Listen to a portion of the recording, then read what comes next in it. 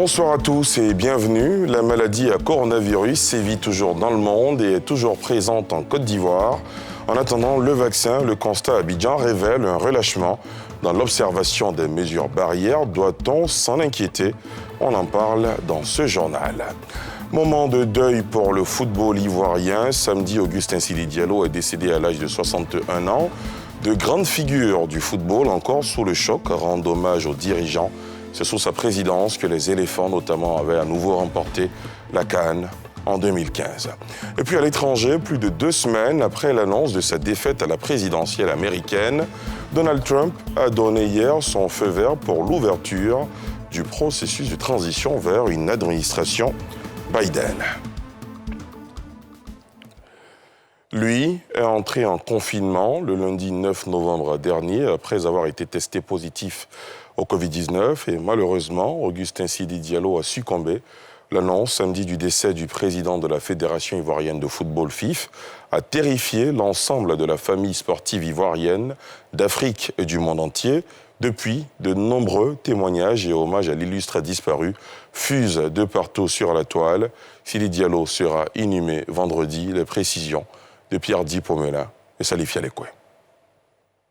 Le monde du football continue de pleurer Augustin Sidi Diallo, président de la Fédération ivoirienne de football décédé à l'âge de 61 ans.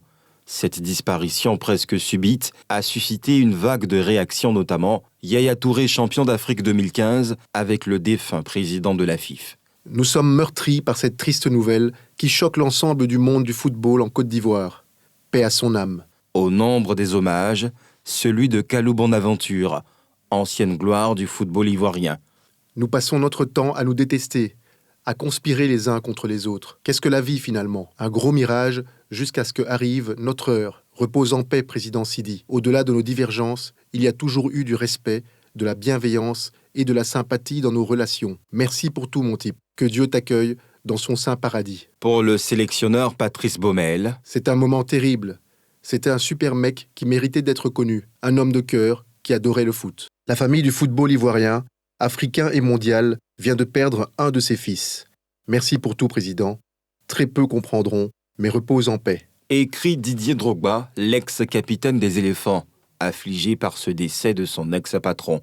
L'ancien président de la FIF, Jacques Anouma, candidat à la présidence de la Confédération africaine de football, qui avait reçu il y a quelques jours l'aval de son successeur, Sidi Diallo, pleure, le collaborateur de longue date. Ma famille et moi sommes très affectés par cette perte cruelle. Je voudrais, en ma qualité de président d'honneur de la Fédération ivoirienne de football et de l'Académie de football Amadou Diallo, présenter mes sincères condoléances à sa famille biologique, ainsi qu'à la grande famille du sport ivoirien. En cette douloureuse occasion, j'ai une pensée émue pour son père, le doyen Abdoulaye Diallo. Testé positif au coronavirus, il n'avait pas accompagné ses poulains lors des 2 matchs éliminatoires pour la CAN 2021 contre Madagascar. Cette triste nouvelle a profondément affecté l'ensemble des Ivoiriens, rappelant du coup que le Covid-19 est toujours une menace plus que réelle. Augustin Sidi Diallo sera inhumé vendredi prochain après une veillée de prière et d'hommage à la grande mosquée de la Riviera Golf, prévue mercredi 25 novembre. 2 hommages du monde sportif à l'illustre disparu. Le premier jeudi dans l'enceinte de la Maison de Verre, le siège de la FIF, qui l'a côtoyé durant de nombreuses années. Et samedi, au Parc des Sports de Trècheville, une grande cérémonie d'hommage à l'initiative du ministère des Sports. Dans la ville de Divo, les élèves des groupes scolaires des quartiers Konankro et Vatican pourront désormais apprendre dans des conditions améliorées. Ils bénéficient de 7 nouvelles classes pour le groupe scolaire Konankro et de la réhabilitation des 6 salles de classe déjà existantes pour le groupe scolaire Vatican. Un ouf de soulagement pour personnel enseignant et élèves, comme nous le montrent Nadia Edia et Aruna Zeba.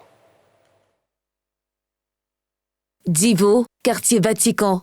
Dans cette école, les élèves étudient dans des conditions peu propices à l'apprentissage. Salle de classe insuffisante et vétuste, absence de clôture, manque de latrines, cantine aménagée en salle de classe sont des défis du quotidien. On a divisé la cantine parce que c'est tout ça qui fait la cantine.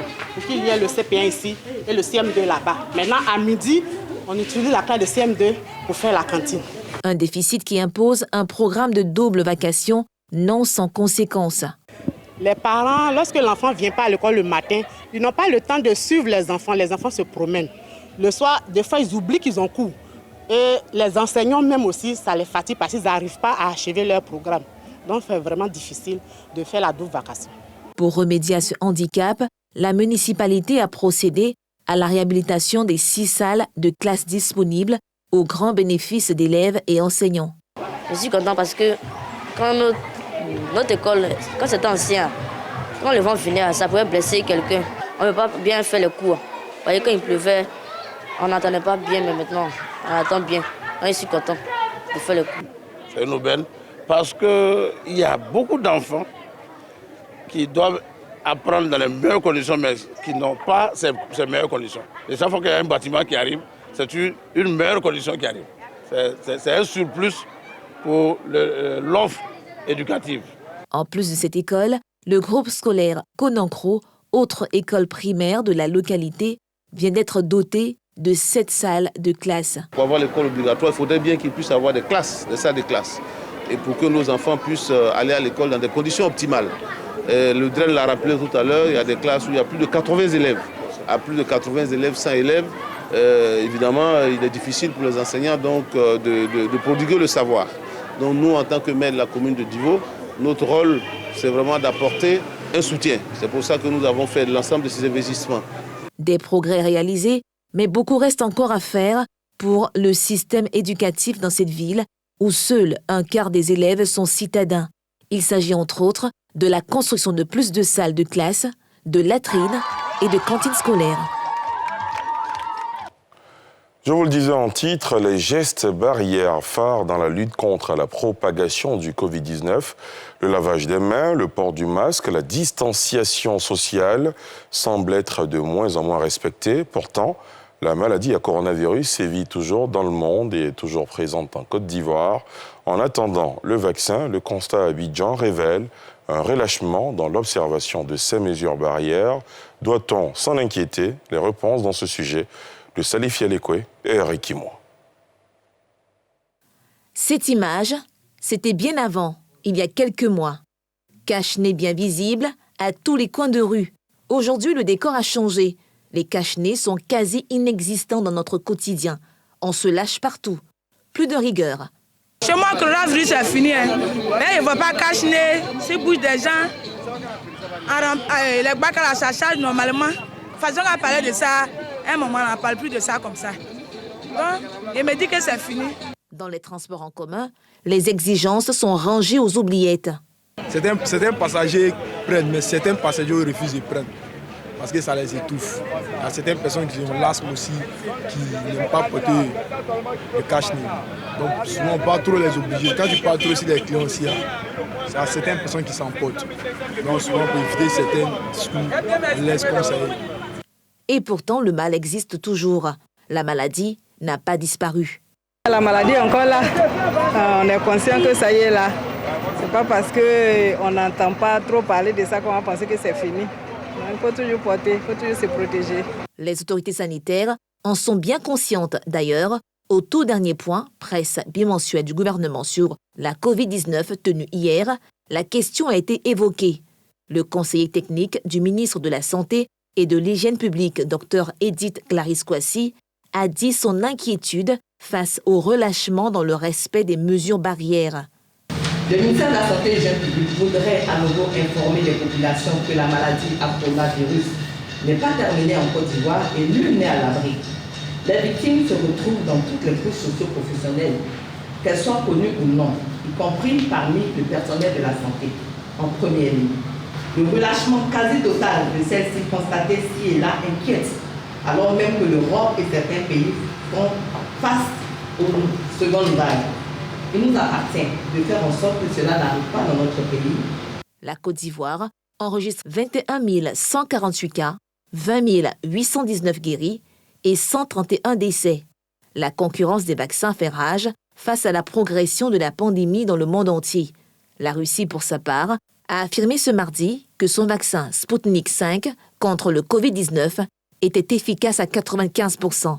Le patron de l'OMS, Tedros Adhanom Ghebreyesus, a affirmé lundi que les plus pauvres et les plus vulnérables risquent d'être piétinés dans la ruée sur les vaccins. La classe moyenne en Côte d'Ivoire a de plus en plus recours aux services de pressing et de laverie modernes. Ces derniers connaissent une évolution spectaculaire avec des conciergeries modernes offrant les services de lavage, de retouche et même de cordonnerie. À côté, les lavandières traditionnelles résistent à la concurrence. Le reportage de Yeli Traoré est Tanguy Konan. Depuis quelques années maintenant, le secteur de la laverie et des pressings connaît une véritable ubérisation dans la ville d'Abidjan. Des pressings et laveries d'un autre type ont vu le jour, au grand bonheur de certains clients. Ces derniers ne se déplacent plus. C'est le pressing qui vient à eux, avec souvent des offres inattendues. L'idée m'est venue de créer une conciergerie connectée qui va permettre à ses utilisateurs de commander en un seul temps, en même temps que le pressing, la cordonnerie, la retouche, les services de repassage et un autre service de linge au kilo, qui est tarifé au poids, avec collecte et livraison à domicile ou au bureau, en 48 heures. Mais aussi, on offre la prestation ponctuelle. Donc le client peut nous appeler, commander, c'est tarifé en même temps avec des frais de livraison.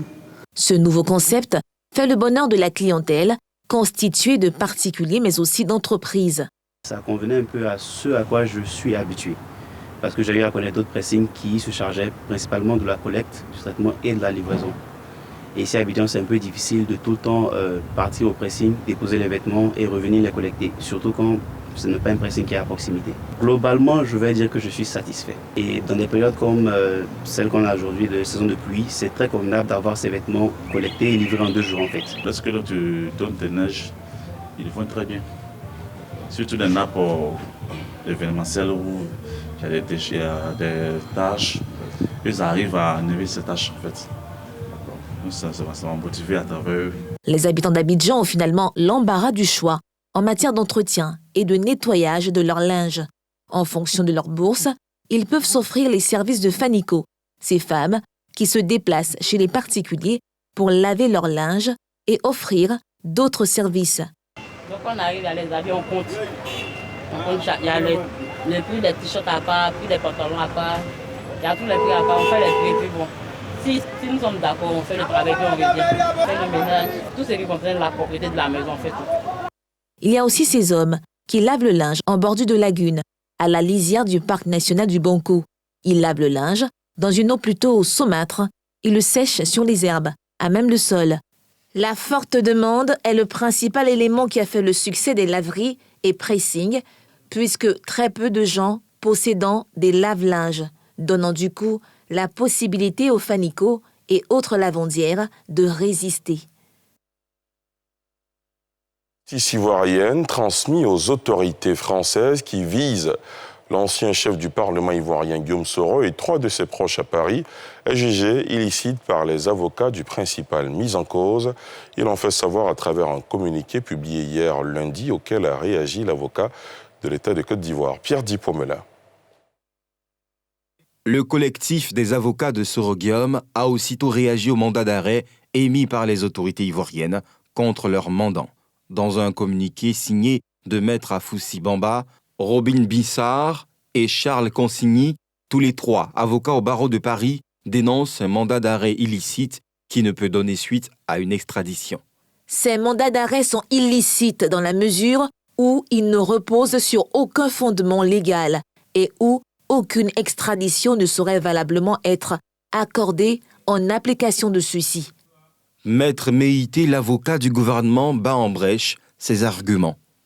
Sur le fond de ce communiqué, il me plaît d'indiquer ou de rappeler que, s'agissant d'une demande d'exécution de mandat d'arrêt, si avéré, le débat relatif se tiendra dans un cadre plus adapté à cet effet et non sur les réseaux sociaux, lesquels semblent être le cadre privilégié d'expression de ses confrères au détriment du prétoire où ils sont attendus.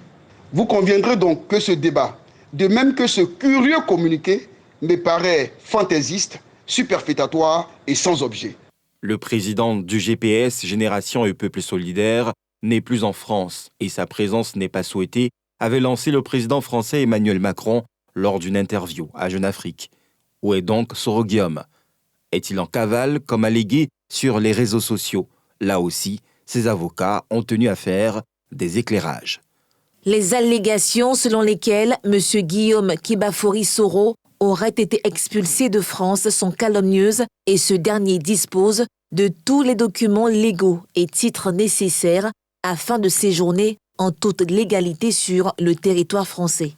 Outre Soro Guillaume, 3 de ses proches sont également visés par ces mandats d'arrêt émis le 21 novembre dernier. Ce sont le député Isiaka Fofana, messieurs Moussa Touré et Abdoulaye Fofana.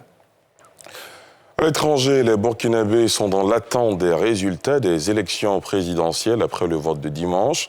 Un vent de crispation souffle dans le pays suite à la dénonciation, 24 heures après, par l'opposition d'une mauvaise organisation et menace de ne pas reconnaître les résultats issus de ce scrutin. Pierre Dipomela.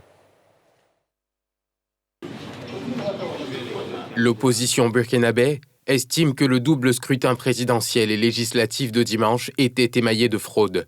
Elle menace de ne pas accepter des résultats issus de cette élection. Tahirou Bari, entouré de 5 autres candidats à la présidentielle, dont le chef de file de l'opposition, Zéphirin Diabré, et Diko Boingo, président de l'ex-parti au pouvoir, l'a fait savoir à la presse. De manière générale, tous les observateurs sont unanimes pour dire que la CENI a failli dans l'organisation administrative et pratique des élections du 22 novembre 2020, toute chose qui nous amène à émettre de très fortes réserves sur la sincérité et la crédibilité des résultats.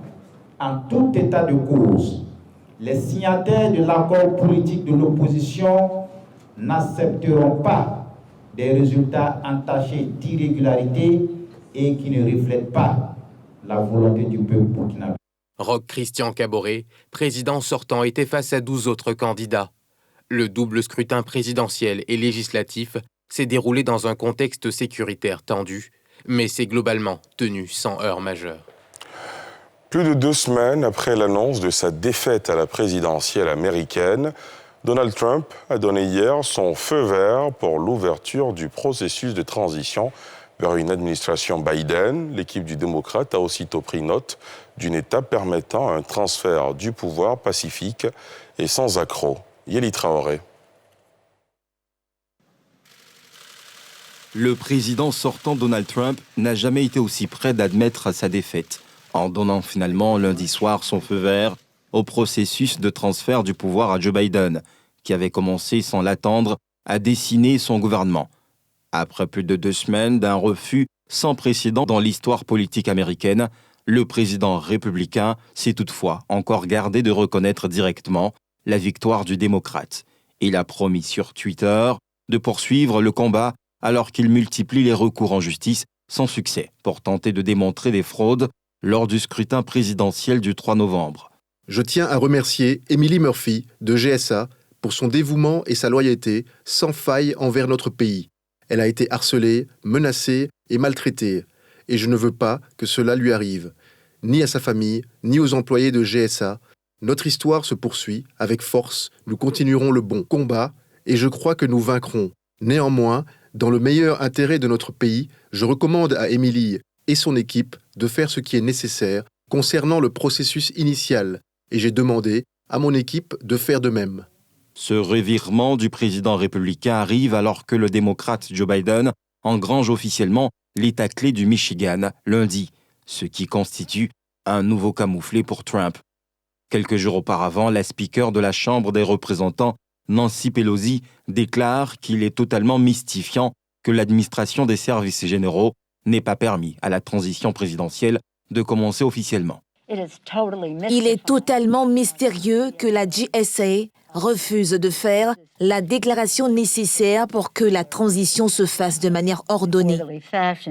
Pendant ce temps, la pandémie de coronavirus a repris de plus belle dans le pays. Samedi, la barre des 12 millions de cas recensés de Covid-19 a été franchie. Ce million de nouvelles infections a été enregistré en moins d'une semaine. L'épidémie, qui a fait plus de 255 000 morts, est en phase exponentielle aux États-Unis, selon les autorités sanitaires. Et c'est ici que s'arrête ce journal préparé par l'ensemble de la rédaction, réalisé par François Ossou. Merci de l'avoir suivi. Excellente soirée sur la nouvelle chaîne ivoirienne.